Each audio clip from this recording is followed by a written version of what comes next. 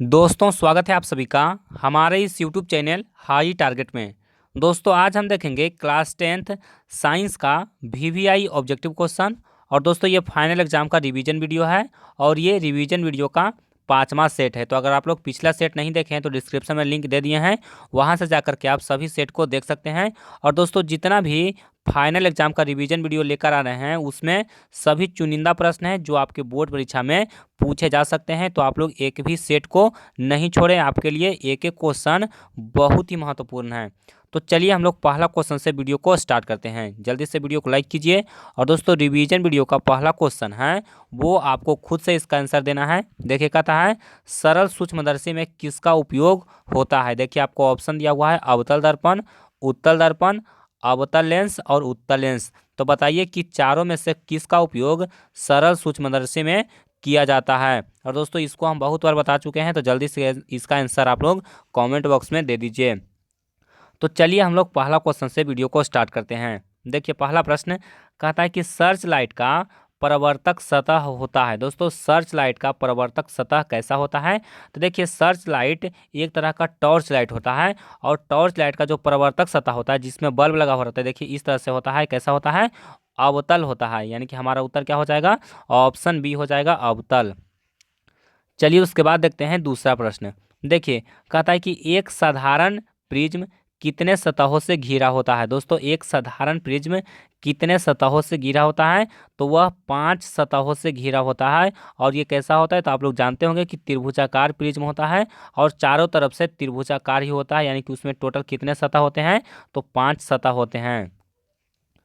चलिए उसके बाद देखते हैं अगला प्रश्न। देखिए कहता है कि 1 HP यानी कि 1 हॉर्स पावर, इसी को हिंदी में अश्व शक्ति कहते हैं। तो यहाँ पर पूछा गया है कि एक अश्व शक्ति बराबर होता है। दोस्तों एक अश्व शक्ति 746 वाट के बराबर होता है। यानी कि हमारा सही उत्तर क्या होगा? ऑप्शन ए होगा। चलिए उसके बाद देखिए अगला प्रश्न। देखिए कहता है कि सेल के विद्युत वाहक बल का मात्रक है। यानी कि जो बैटरी होता है उसमें EMF होता है, उसी को विद्युत वाहक बल कहा जाता है, इलेक्ट्रोमोटिव फोर्स।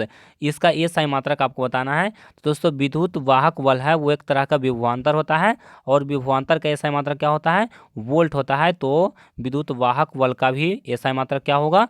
वोल्ट होगा। चलिए उसके बाद देखिए अगला प्रश्न।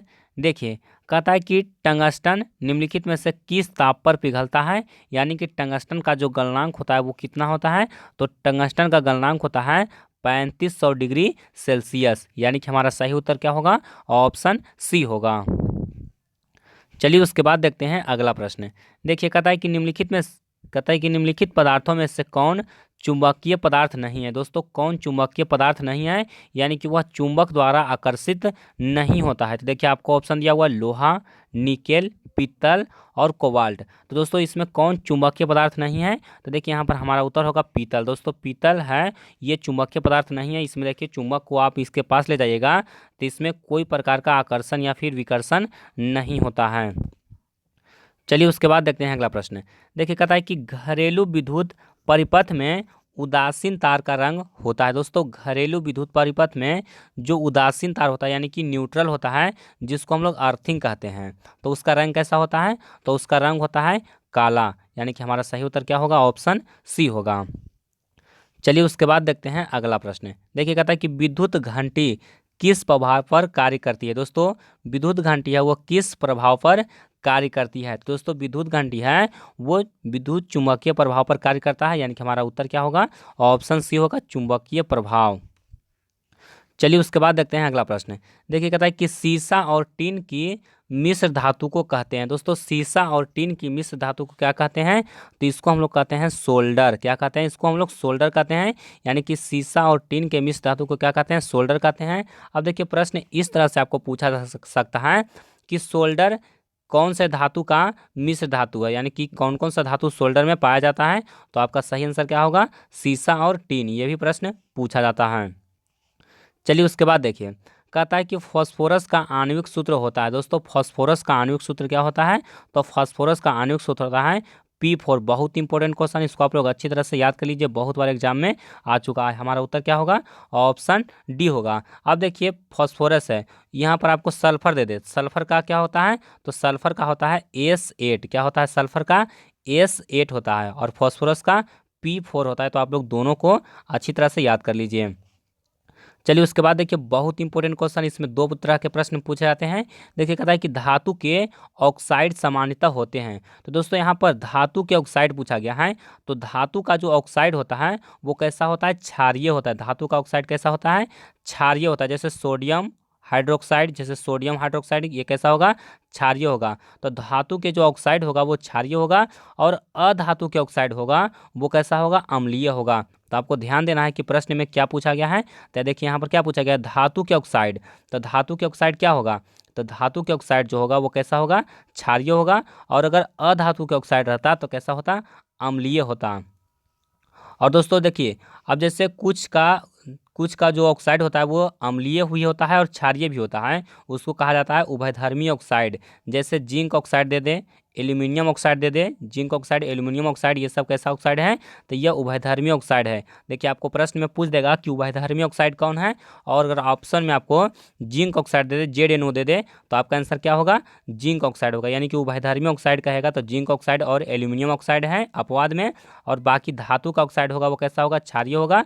और अधातु का ऑक्साइड कैसा होगा? अम्लीय होगा। चलिए उसके बाद देखते हैं अगला प्रश्न। देखिए कहता है कि निम्नलिखित में से किसे चाकू से काटा जा सकता है? दोस्तों चाकू से हम लोग किसको काट सकते हैं? तो देखिए आपको ऑप्शन दिया हुआ है लिथियम, कैल्शियम, कॉपर और आयरन। तो दोस्तों इसमें हमारा आंसर क्या होगा? लिथियम होगा। दोस्तों लिथियम को हम लोग चाकू से काट सकते हैं। चलिए उसके बाद देखिए अगला प्रश्न कहता है कि शुद्ध सोना को व्यक्त किया जाता है। बहुत आसान क्वेश्चन है। शुद्ध सोना को व्यक्त करते हैं हम लोग 24 कैरेट में, यानी कि हमारा सही उत्तर क्या होगा? ऑप्शन बी होगा। चलिए उसके बाद देखते हैं अगला प्रश्न। देखिए कहता है कि कौन विद्युत का सर्वोत्तम सुचालक है? दोस्तों कौन विद्युत का सर्वोत्तम सुचालक है? तो आप लोग जानते हैं कि जो चांदी होता है यानी कि Ag होता है वो विद्युत का सर्वोत्तम सुचालक यानी कि सबसे अच्छा चालक है। हमारा उत्तर क्या होगा? ऑप्शन बी होगा, Ag यानी कि अर्जेंटम, इसी को चांदी कहा जाता है। चलिए उसके बाद देखिए कहता है कि अमलगम एक मिश्र धातु है जिसमें एक धातु हमेशा होता है। दोस्तों अमलगम में एक धातु कौन हमेशा रहता है? तो अमलगम में जो पारा धातु है वो हमेशा उपस्थित रहता है। हमारा उत्तर क्या होगा? ऑप्शन सी होगा। चलिए उसके बाद देखिए अगला प्रश्न। देखिए कहता है कि स्वपोषी पोषण के लिए आवश्यक नहीं है। दोस्तों यहाँ पर आपको क्वेश्चन में ध्यान देना है, क्या पूछा गया है? स्वपोषी पोषण के लिए आवश्यक नहीं है। तो यहाँ पर क्या आवश्यक नहीं है? तो देखिए ऑक्सीजन, क्लोरोफिल, सौर प्रकाश और जल। तो इसमें क्या आवश्यक नहीं है? तो इसमें ऑक्सीजन आवश्यक नहीं है। और अगर आपको पूछ दे कि स्वपोषी पोषण के लिए आवश्यक क्या है, तो आपको क्लोरोफिल, सौर प्रकाश और जल तीनों आवश्यक है। तो आपको चौथा वो जो ऑप्शन होगा वो होगा इनमें से सभी। तो अगर आपको पूछे कि स्वपोषी पोषण के लिए क्या आवश्यक है, तो आपका आंसर इनमें से सभी होगा। और कहेगा कि स्वपोषी पोषण के लिए क्या आवश्यक नहीं है, तो यहाँ पर हो जाएगा ऑक्सीजन। चलिए उसके बाद देखिए कहता है कि पादप में जाइलम उत्तरदायी है। दोस्तों जाइलम यहाँ पर देखिए जल आ रहा है, जाइलम। तो जाइलम क्या है? जल के वहन के लिए। और अगर फ्लोएम रहेगा तो भोजन के वहन के लिए होगा। चलिए उसके बाद देखिए अगला प्रश्न कहता है कि मानव हृदय में पाए जाते हैं। दोस्तों मानव हृदय में कितने वेश्म पाए जाते हैं? तो 4 वेश्म पाए जाते हैं। इसी को कोष्टक भी कहा जाता है। आपको पूछ देगा कि मानव हृदय में कितने कोष्टक पाए जाते हैं, तो 4 कोष्टक पाए जाते हैं, यानी कि 4 वेश्म पाए जाते हैं। चलिए उसके बाद देखिए अगला प्रश्न कहता है कि मानव रक्त में उपस्थित यूरिया की सामान्य मात्रा होती है। दोस्तों मानव रक्त में यानी कि मानव के खून में कितना प्रतिशत यूरिया होता है, यानी कि कितना mg यूरिया की मात्रा होती है? तो देखिए क्या होता है कि इसमें 14 से 16 ग्राम यानी कि 14 से 16 mg पाया जाता है। तो आपको देखिए 14 से 16 कौन सा ऑप्शन होगा? यहाँ पर देखिए 20 mg होगा, यानी कि ऑप्शन के अनुसार क्या होगा? 20 mg होगा, यानी कि हमारा सही उत्तर क्या होगा? ऑप्शन बी होगा। चलिए उसके बाद देखिए कहता है कि निम्नलिखित में से कौन लैंगिक जनन संचालित रोग नहीं है? दोस्तों लैंगिक जनन संचालित रोग कौन नहीं है? तो देखिए आपको ऑप्शन दिया हुआ है एड्स, गोनोरिया, सिफिलिस और टाइफाइड। तो देखिए इसमें कौन कहता है कि यौन जनन संचालित रोग नहीं है? तो इसमें टाइफाइड है वो जनन संचालित रोग नहीं है। हमारा उत्तर क्या होगा? ऑप्शन डी होगा। चलिए उसके बाद देखिए अगला प्रश्न कहता है कि मुकुलन द्वारा प्रजनन किस में होता है। दोस्तों मुकुलन द्वारा प्रजनन किस में होता है, तो ईस्ट में होता है। किस में होता है, ईस्ट में होता है। और अमीबा में प्रजनन कैसे होता है, तो द्विखंडन या फिर विखंडन के द्वारा होता है। चलिए उसके बाद देखिए कहता है कि पुष्पी पादपों में लैंगिक जनन होता है। दोस्तों पुष्पी पादपों में लैंगिक जनन किसके द्वारा होता है, तो पुष्प के द्वारा होता है, यानी कि फूल के द्वारा होता है, यानी कि पुष्प को ही फूल कहा जाता है। तो हमारा उत्तर क्या होगा, ऑप्शन बी होगा। तो दोस्तों उम्मीद करता हूं कि ये वीडियो आपको पसंद आया होगा, और अगर आपको वीडियो पसंद आया तो वीडियो को ज़्यादा से ज़्यादा लाइक कीजिए, और चैनल पर नए हैं तो चैनल को भी सब्सक्राइब करके बेल आइकन को दबा लीजिए। और दोस्तों इस वीडियो को अपने दोस्तों में फेसबुक पर या फिर व्हाट्सएप पर ज़रूर शेयर करें, ताकि वो भी इस वीडियो को देख सके और बोर्ड एग्जाम में अच्छे मार्क्स ला सकें। तो आज के लिए बस इतना ही, मिलते हैं आपको अगले वीडियो में। और अगर आप लोग पिछला सेट नहीं देखे हैं तो डिस्क्रिप्शन में लिंक दे दिए हैं, वहाँ से जा करके आप लोग पिछला सेट देख लीजिए।